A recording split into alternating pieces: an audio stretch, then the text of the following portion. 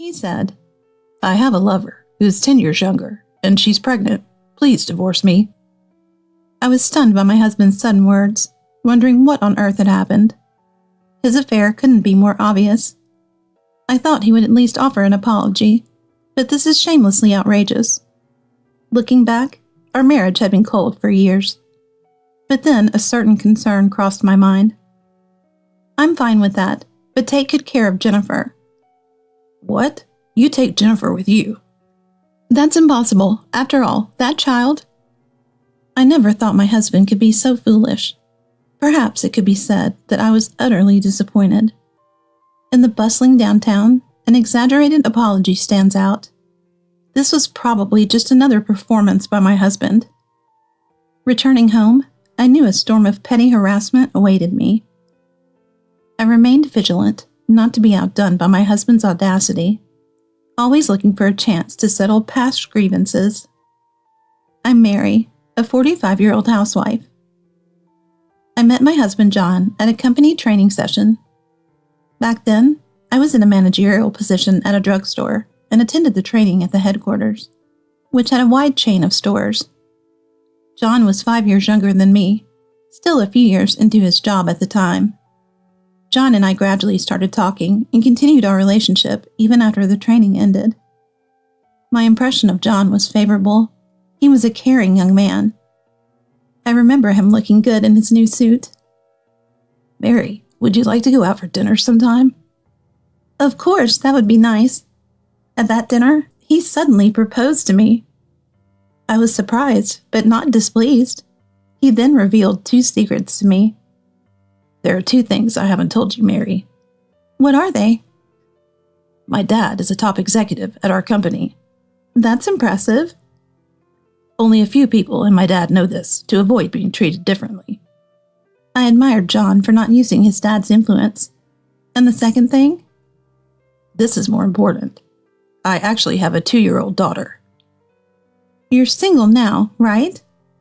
"Of course, but I had a child once and married as a student. We divorced soon after due to issues on the other side. Can you accept me with this?" I would be lying if I said I wasn't shocked. But struck by John's honesty and straightforwardness, I decided to marry him. I felt we could overcome anything together. After we decided to marry, life was a whirlwind. With advice from his dad, I quit my job at the drugstore to focus on the family. It was a relief to concentrate on parenting, a new experience for me. Jennifer, the daughter, was just starting to talk.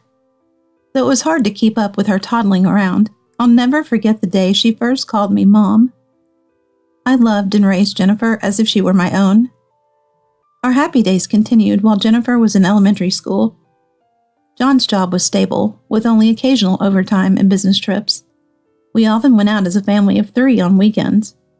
John started changing when Jennifer entered high school. He stopped being close to Jennifer, whom he'd always spent time with. "Spend more time with Jennifer." "It's not the age for that anymore. I don't know how to deal with a teenage daughter." John said that, but Jennifer hadn't changed from her elementary and middle school days, still openly adoring her father. "I never had sisters." "Just be as you always were." "That's the most troublesome part." John suddenly banged the table loudly and left the house. That noise, of course, must have reached Jennifer's room. When I peeped into her room, she was curled up, crying. "Mom, does Dad find me annoying now?" "Not at all. He's probably just tired from work." Since then, my husband started shutting himself in his room or leaving the house abruptly whenever he disliked something. While consoling Jennifer, my distrust in him, who had hurt her gentle heart, grew.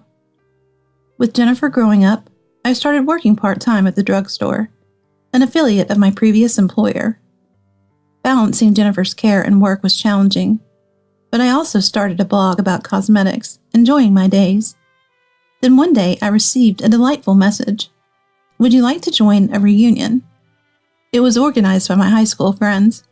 I immediately responded with my attendance and looked forward to it. Lately, my husband was hardly ever home. It was lonely, but I decided to go out too.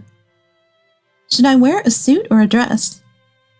"That's too formal. Maybe something more casual." Choosing what to wear with my daughter was very enjoyable. In the end, she took me to a local clothing store and gifted me a new outfit. Hanging up the dress Jennifer bought, I prepared for the reunion the next night. My husband returned home late. "You're late." Don't nag. My mom never said such things to my dad. "I'm sorry." When my husband took off his suit, I hung the jacket on a hanger. What's with that outfit? "This? Isn't it nice? Jennifer bought it for me. I'm wearing it tomorrow." You have plans tomorrow? "There's a reunion. I didn't tell you since you seemed busy, but it's a weekend, so I thought it'd be okay to go out." You'll just embarrass yourself at the reunion with that cheap-looking outfit. Jennifer said this one suited me best, and it's getting good reviews on social media. Think about your age. You're an older lady after all. Lately, my husband had started treating me as an older lady more frequently. He is younger, and while age can't be changed, this was not an issue when we first met. He pondered for a bit, then his expression suddenly turned stern. You're not planning to cheat at the reunion, are you? "Of course not. That's ridiculous." Then show me your mobile phone. He grabbed my phone and started checking my contacts. My high school was an all-girls school. There's no chance of cheating. You never know. Who is this guy? That's the husband of the organizer. We're close with their whole family. This one, right? Despite it being late at night, he called the man, accusing him of an affair. He ignored my pleas to stop and forcefully continued the conversation. I could sense the man's confusion on the other end. Tears in my eyes, I begged my husband. "Enough! I'll cancel my attendance for tomorrow, please." You should have said that from the start. He abruptly hung up the phone and retreated to his room without another word. Since the reunion incident, my husband's attitude changed. He silently ate his meals, and when I asked, he'd only say, I ate with people from work. Don't bother me. He also unexpectedly took over managing our finances, a task he usually found tedious. His method was peculiar. He kept me in the dark about our income and savings. Eventually, Jennifer became a high schooler, and her school trip approached. About Jennifer's school trip expenses. You pay for it. That's impossible. I have given you all my earnings. Cut down on your shopping. Don't be greedy. But I couldn't afford the school trip expenses. I struggled for the first few months, but it was unsustainable.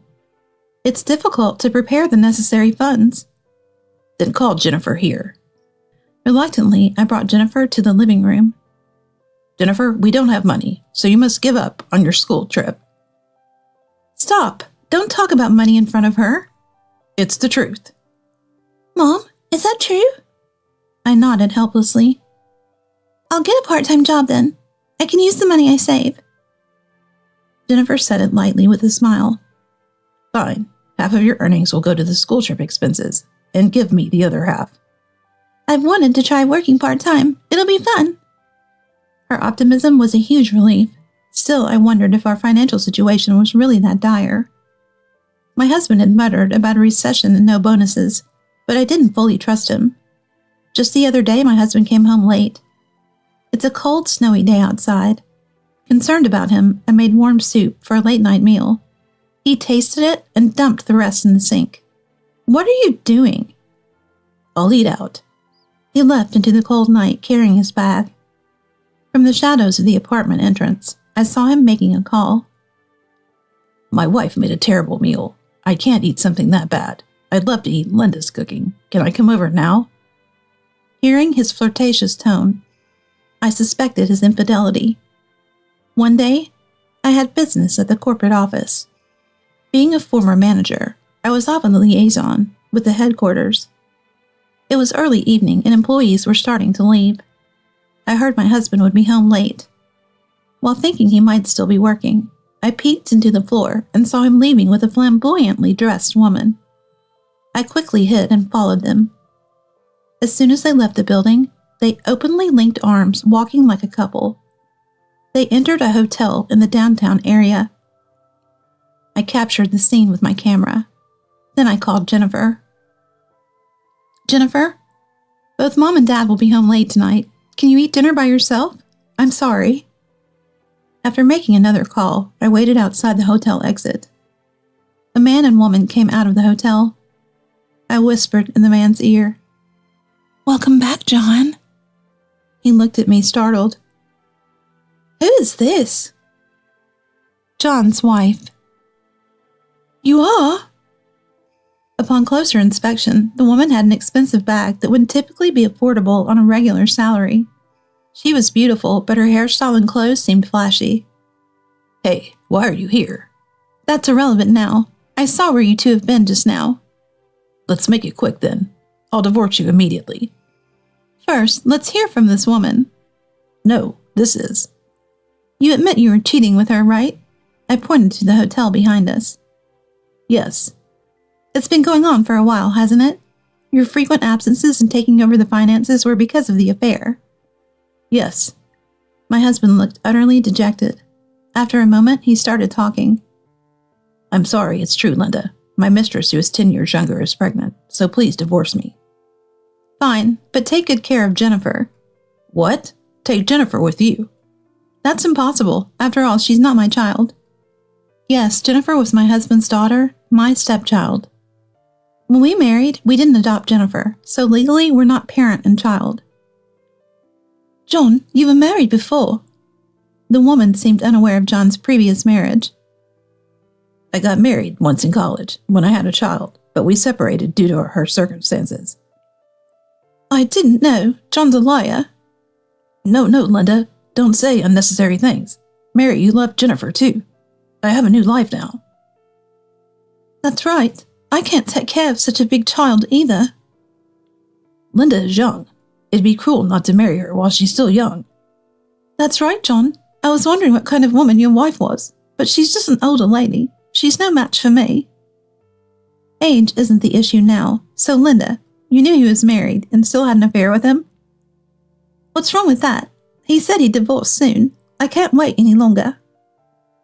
"That's right. It's pitiful for Linda. I'll divorce you quickly." John seemed revitalized by Linda's support, returning to his usual arrogant demeanor. "Aren't you embarrassed, cheating with a colleague and even making a child? If you wanted to have a child, at least discuss it with me and divorce before doing anything." "Linda is young. It just happened naturally. Don't be rude." "Who's being rude here? You treat me as an older lady, but to Linda, you're an old man." "That's not true, right?" John looked at Linda for confirmation. "Yeah, that's right. John is young." Despite her confident tone, the brief pause was notable. However, John seemed encouraged by her words.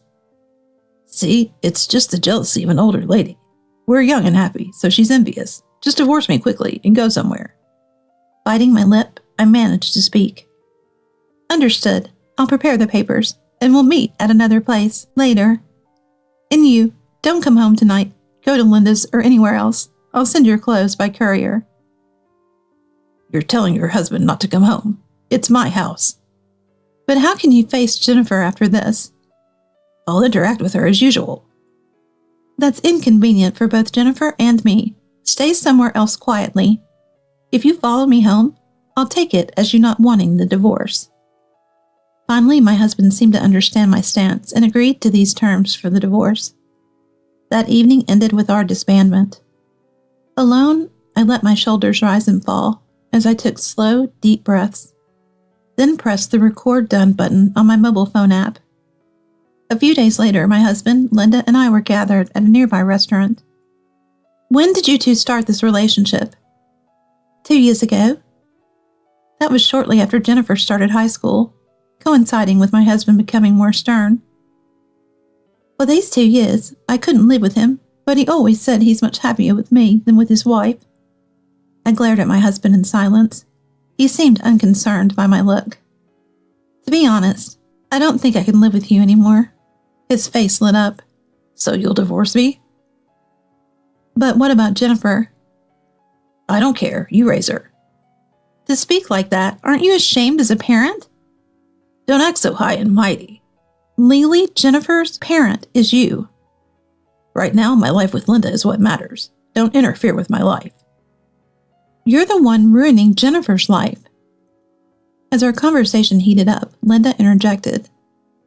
We've already prepared a marriage certificate. Once you sign the divorce papers, we'll get married. I don't care about a daughter or whatever. Then let's do this. We'll split our assets in half, and you'll transfer $1,000 a month for Jennifer's upbringing until she's 18. You want that much money? That's the least needed to raise Jennifer. Actually, I'm almost out of money. I was shocked. Weren't you managing our finances? What about our savings? I spent most of it on gifts for Linda. Even Jennifer's earnings? He nodded silently. I'm appalled. You'll repay what you spent. You're going to take money too? It's only natural to resolve family issues, and you talk about marriage and divorce so easily. I spread out copies of bank accounts on the table, marked in places with a highlighter. I checked the bank accounts while you were away.